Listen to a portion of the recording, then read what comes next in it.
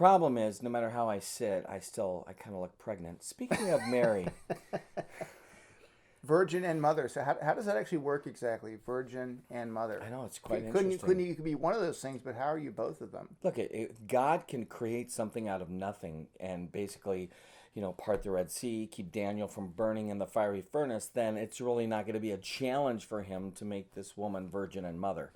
Moving on. Well, So no, seriously, but that whole idea of virginal purity and maternal fruitfulness is really very much the heart of Mary. So she's kind of the emblem of both those things, she and they're is. both profoundly kind of paradoxical. It seems that way, Yeah, but with God, all things are possible. yeah, yeah, that's Let's right. back up. Hi, my name is I thought Professor it was Chris interesting. Padgett, and I'm sitting with the famous one, Dr. Pete Brown.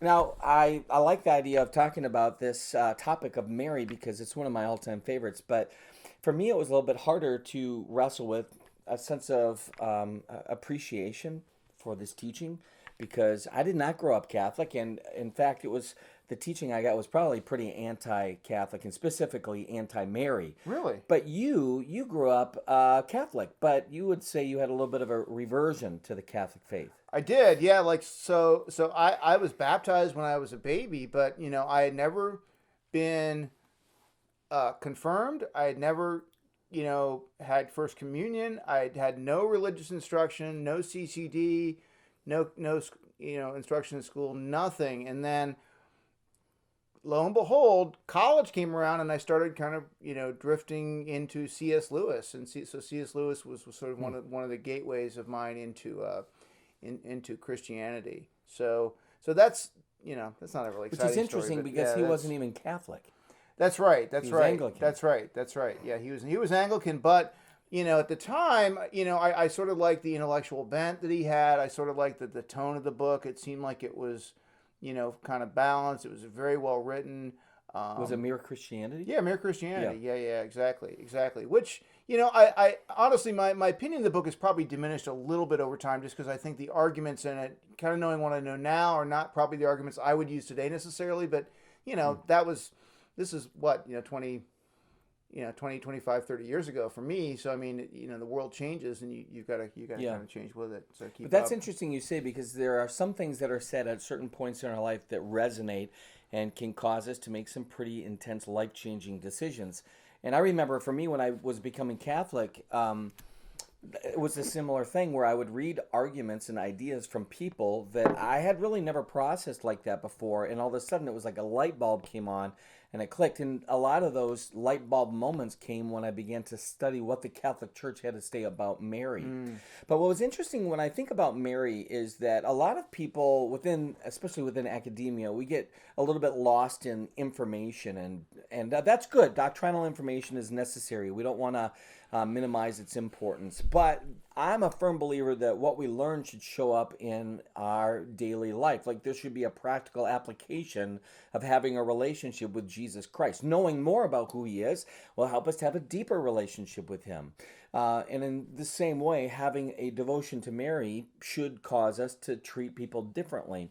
And so, in a way, we're going to learn in the courses that we take at Catholic Distance University a lot about Mary doctrinally, and that's very important. But there has to be some sort of a relational impact, something that shows up. So, I want to look at that a little bit today, which will be kind of a weird approach for two people who've probably spent a lot of time learning information. But I can tell you an experience I had that was kind of cool. I didn't have any visions of Mary. I didn't have a visitation from her. My name's not Elizabeth, but I had I had a moment where I was in a class taking a Marian class, and the Mariologist was talking, and I found that every time I was in this class, I would get a little irritated because I felt like his love for Mary was so ridiculously over the top. It just became insane. And I think I came to this conclusion that, like, why am I so angry? And I thought I'm angry because I'm worried that we're on the edge of committing idolatry, which is to give worship and veneration and allegiance to a creature rather than creator. And so then I started asking the question, like, but I wonder if I just tried to love Mary like Jesus did. I will never equal that kind of love and devotion, but I could try. Like, what if I came in second place or third place? Or our millionth place or 12 millionth Mm-hmm. place. Yeah, That would be awesome. that would. And then, kind of the culmination of this story was one day after all of this reading and studying and thinking about her, I had this weird, funny little moment. I was studying and I was just praying, and all of a sudden I just said, Mary, I love you. And I was shocked by that because I had never said that before.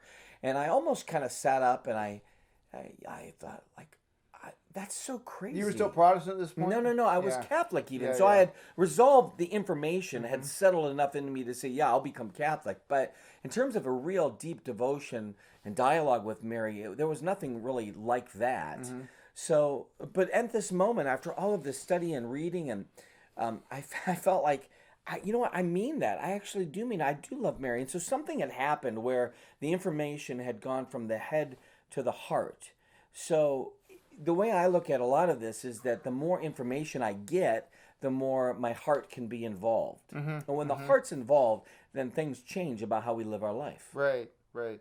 Obviously, you had been given information about the Catholic faith growing up, and then something happened. Yeah, but not a whole lot about Mary. And to be honest with you, when I was sort of thinking about Mary, my earliest memory of anything to do with Mary or Mariological was at my grandmother's funeral, the wake of my grandmother's funeral.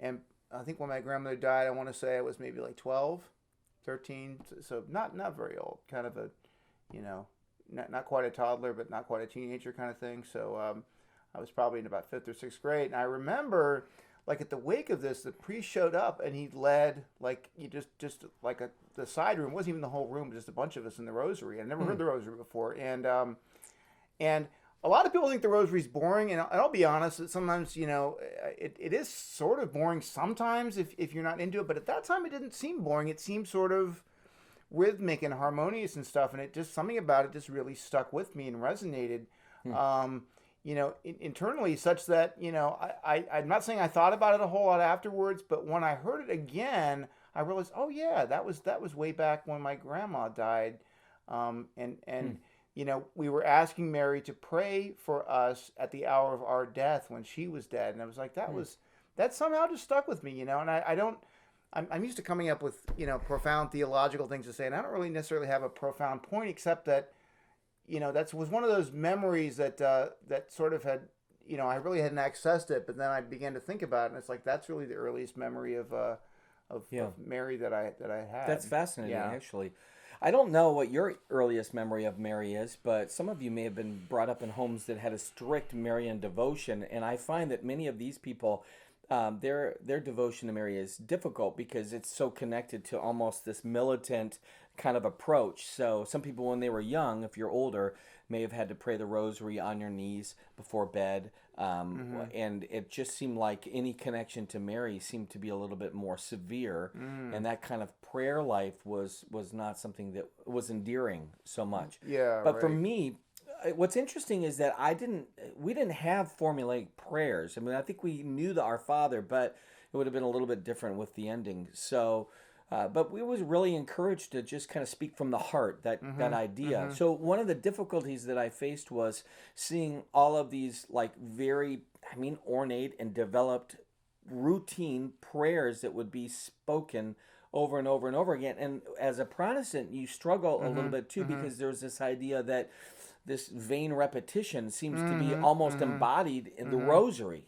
Well, so how did you get past that when you were growing? Because, I sort of, I understand that criticism, and I guess the way I've always explained it is that the words themselves are sort of just almost like pious background noise designed to kind of lead you into meditation of the mysteries, right? That's really what you should be thinking of, is not so much the recitation of Right. of the words, so much as the mysteries that those represent. And there's a certain kind of way that it has a calming and causing you to collect and recollect in a way that you can meditate more effectively when your sort of mouth is saying words over and over again while you think about something more deeply. I don't know. I'm not an expert in spirituality. To be honest, I'm not nearly as devout as some other people here, but That's how I've always understood it. Is that, I mean, am I right about that, do you think? Or I love that actually, yeah. and I think that is true. There certainly can be a focus on the words, but just like in anything, that Mm-hmm. it's easy to say things over and over and just kind of go on autopilot. But I think that is this like the great gift of it is you're meant to focus on the mystery, and that to me was kind of fascinating. I started writing this book I was calling the 450s, 450s, and it was basically meditating on the mysteries as you would kind of go through the rosary. So by the time you finished reading the book, you would have Right, read and right, meditated right. deeply on the rosary. To me, again, I think part of this was so fascinating because there was nothing like this in the Protestant upbringing that I'd had. Getting past the idea of it just being rote repetition, realizing it didn't have to be. Like Mm-hmm. it could be something that was sincere and something that I was meditating deeply on. And when I Right. did that, then things changed. And also, Mm-hmm. like I have a bit of an obsessive personality, so I can be like, oh, I've only prayed 9, but did I pray 9? Maybe I prayed 9. Maybe I Mm-hmm. did 8. I Mm-hmm. probably should do 3 more just to be sure. Right, And right. so I can get a little neurotic, and Mm-hmm. in some ways, there's a moment that comes where you can just like I'm just gonna relax, and maybe I get done with 3 Hail Marys, but I'm meditating on that mystery, and Mm-hmm. that's enough. Right. And there's something I love about a devotion to Mary because I think it's an invitation to be a child. Mm-hmm. I was thinking recently even too that we're invited to have a love for Mary like Jesus did. And so what's interesting is even in utero, Jesus had this connection with the Blessed Mother, and it was something fascinating for me to reflect on. What would it be like for me to allow Mary to mother me as an infant? And that was a fascinating approach that I had not really kind of thought about and reflected on before. Mm-hmm. And I think in some ways that's what Marian devotion is for me. It's not just information, but maybe amidst the information you begin to realize, I don't really know a lot about this, so I'll meditate on this a little bit more. So the assumption. This was not hard for me to get uh, and settle into and believe because in the Old Testament there are examples of people who did not die but went to the Lord. Enoch. Oh, you're talking about like Mary's Assumption, right? Yeah, So so like yeah. when you think about Mary's Assumption, there's a biblical precedent Mm-hmm. for it. So you see Enoch Enoch who was walked take with with God and was walk no with God. more. Yeah, right. It wasn't difficult for me to Elijah see. maybe might be an even better Right. example because we see explicitly what happened to him. He was taken up in a chariot of fire, Yeah, that's right? cool. Yeah. And then you think about Mary, the Mother of God, Theotokos, which we'll explore obviously in a variety of ways at Mm-hmm. Catholic Distance University. But that wasn't hard for me because obviously she's his mother. And then, that whole scene at the cross, woman, behold your Mm-hmm. son, son, Mm-hmm. behold your mother. Mm-hmm. So there's something maternal there that doesn't, and Jesus is God, so I'm not really having a hard time with this. Right. But it was that immaculate conception and ever virgin. I think the struggle was why focus so much on virginity when especially the Catholic Church looks at marriage as a sacrament. Mm-hmm. Why does she have to be seen as virgin post the birth of Christ? Which is kind of interesting because that's something that you Yeah. had brought up with this idea of mother and virgin. Right, exactly. Well, the first part of it is easy. Why was she virgin before? Well, I mean, the simple answer is because that's true. That's what the way it happened. Um, Beyond that, though, her special status, of being a virgin underscores the supernatural way in which Jesus was conceived. Right. I mean, Right. Jesus is not an ordinary um, child, and just like you had examples before, not exactly of virgin births, but you had examples in the Old Testament of barren women, becoming pregnant, Right. or women who were having trouble conceiving becoming pregnant. What are some examples of that? Oh Like my gosh, Hannah Sarah. gave birth. Sarah gave birth to Yeah. to Isaac.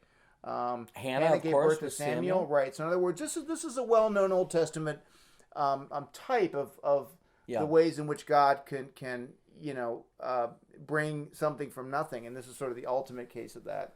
Right. So And yeah, go ahead. and so why is Mary a virgin afterwards? Well, again, you could answer the historical question. Well, that's the historic memory of the church. But why would it be fitting that that would be the case? I think again has to do with Jesus himself. I mean, if you had conceived a child of the Holy Spirit, God Most High, the Creator of heaven and earth, the Lord of wind and rain, and so on and so forth, do you think you could enjoy normal sexual relations with a man afterwards without explicit, consent by God to do so? Probably not. In other words, there's a certain fittingness about it, right? Yeah. That having a child like that in such a supernatural way, in a really unique way that's never exactly happened before, although there's Old Testament similarities, it's sort of hard to imagine that Mary having ordinary Right. I marital like to relations afterwards. I like to compare it to really sign and fulfillment. And really, a lot of what we're talking about is typology and fulfillment.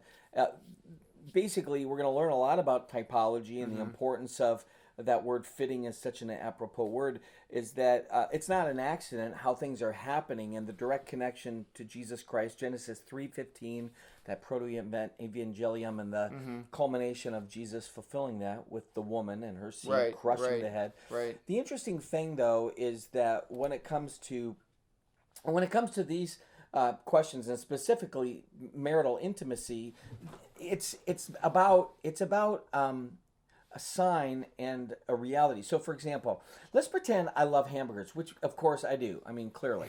So I love hamburgers. So if I had a picture of the greatest hamburger in the world on my wall, and it was so amazing, and it looked so juicy, and it was incredible, and you could practically smell it. Maybe it's even scratch and sniff. So if you did scratch it, you could smell it a little bit. Well, interestingly enough, it would be weird if I was given that hamburger, and it was even more amazing because I could hear the meat sizzling, and I could smell the fragrance of the beautiful cheese and the bacon oozing all over the place, which is weird to think of bacon oozing. But moving on. The thing is, it would be weird if I'm just continuing to focus on the poster.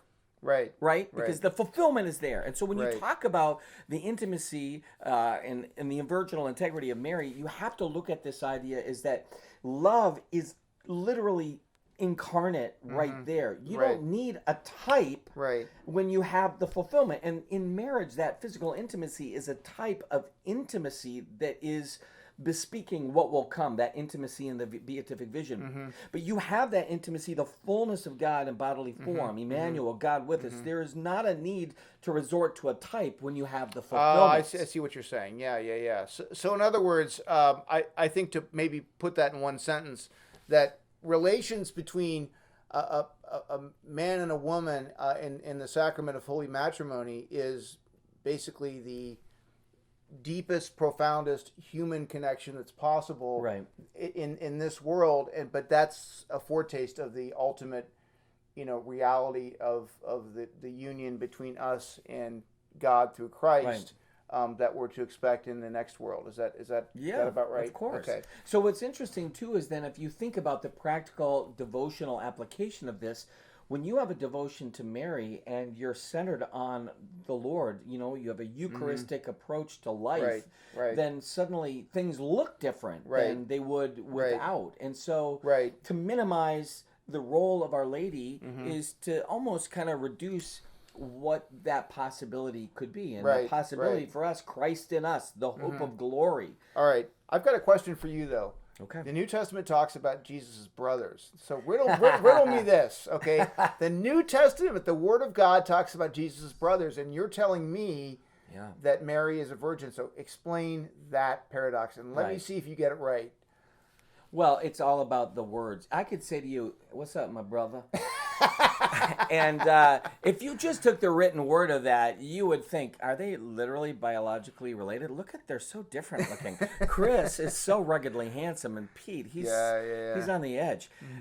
It's a phrase that we can say, this is my brother, but we know he's not my physical brother, but my brother in the faith. We have these commonalities, but even more so in that time. Brother can have a spiritual meaning. That's true. But the normal normal meaning of the word brother is people with the same Yeah, mother but and the same that's family. this is That's part of the the normal problem. meaning of the word adelphos. Yeah, but you cannot anachronistically go back and interpret the New Testament according to your understanding of words today. You have to look at what the My biblical understanding- author and what the intent What was, the intent and was. that use of the word would be inclusive of cousins, of uncles, and there's examples of this when you look at Abraham and Lot in the Old Testament. All right, so here's where this explanation. By the way, I've got a video on this. Okay, I don't like this explanation of brothers, and I'll tell you why. You don't like the connection to the wording No, being no, inclusive? because here's the thing: New Testament's written in Greek, right? There is a Greek word for cousin. Okay, and if the New Testament writers wanted us to think that Jesus was cousins with these brothers, why not just say it? You know, Paul talks about Jesus as being the brother of James. He talks about this, right? He's writing in Greek. He's not writing in, Greek translation from Hebrew language and stuff like that. So if he wants to say cousin, he would say cousin, right? And he knows the word for cousin. He uses it, So I like the solution better of Epiphanius. Epiphanius is a saint who is in the 3rd century, and I think you know about Epiphanius. Okay. And Epiphanius made, I think, a really convincing argument that, in fact, these brothers really are brothers of Jesus, but they're stepbrothers, and because they are children of Joseph. I hate this interpretation. By another marriage. Now, why that works better? Is because it's horrible. That's what explains why you would call them brothers and why you don't call them cousins. Absolutely not. This is connecting to basically apocryphal writings. It's so ridiculous. No, it's not. Yes, it's so often is the case. And interestingly enough, let me just finish my sentence here. Here's the interesting thing. This presupposes that if we make St. Joseph older, that somehow we'll protect her virginal integrity, which is so stupid. No. That's what they do. They make Joseph a lot older. Previous marriage, she passed away, so they were okay to get married. There's an old tradition that Joseph died before Jesus was crucified. Of course. And that would be fitting if he were older than Mary. Mary's probably, not much more than an early teenager at the time of this Annunciation. Look, if Joseph was only 30 years old, or 35 maybe. I'm not a proponent of this. He's going to be probably dead by the time Jesus' ministry starts. It's quite possible that he obviously died before the crucifixion of Jesus.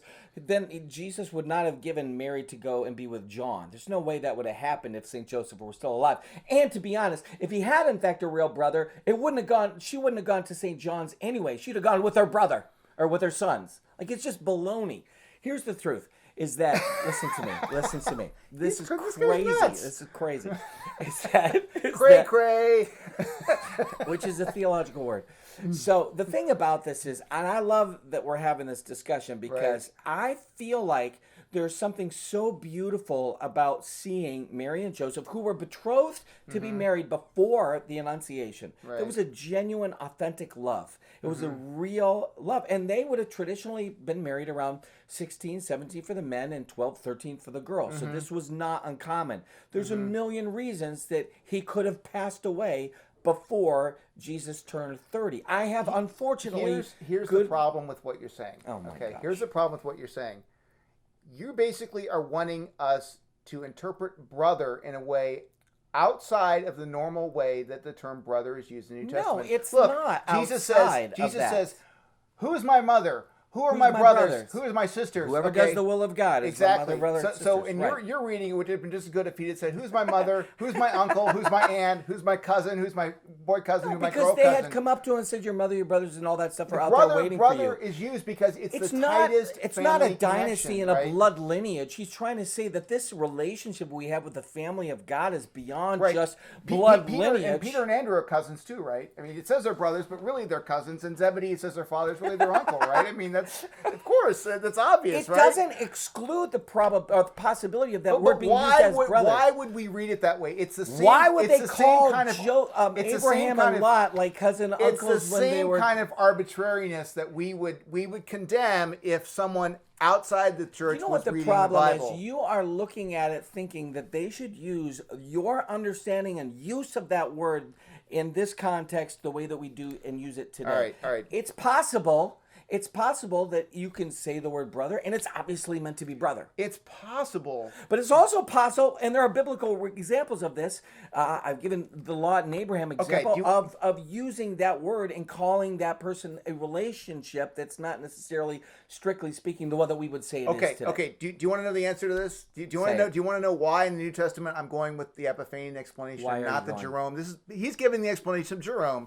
Fine. Jerome's a good guy. I like Jerome. Ignorance of Scripture, ignorance of Christ. That's right. But Jerome was wrong on this one, and I'll tell you why. In Mark chapter 6, verse 3, Jesus is called the Son of Mary. The Son of Mary. Now think about that for a second. Yep. You never introduce a person as son of anyone but the Father. It's always son of the Father, except in one case.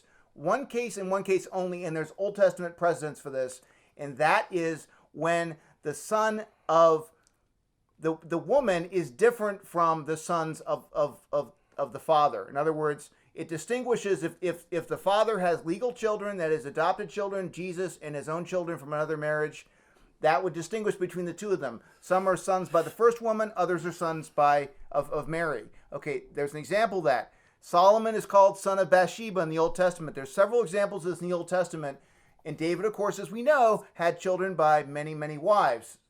Solomon being son of Bathsheba, not son of David. Well, he's son of David because that distinguishes him from his half brothers of other children. And so this distinguishes Jesus from his half brothers, or in this case, his stepbrothers. The connection to Bathsheba is an interesting connection because there is this type fulfillment. Okay, so what do you think? It's kind of in your court now. Are you going to hold to an opinion that's right on the edge of being a heresy, or are you going to hold to an opinion that's the right one? Okay, I look forward to hearing your thoughts. I love that. That's pretty funny. I wasn't even planning that. I always thought I would ask you about that. Oh, it's so good. Because I actually have a video on that. Do you know, I think we can link to my video if you want. We should link to the video, unless it's horrible and it's positing that idea. You have to see it. I like the connection to Bathsheba. I don't like the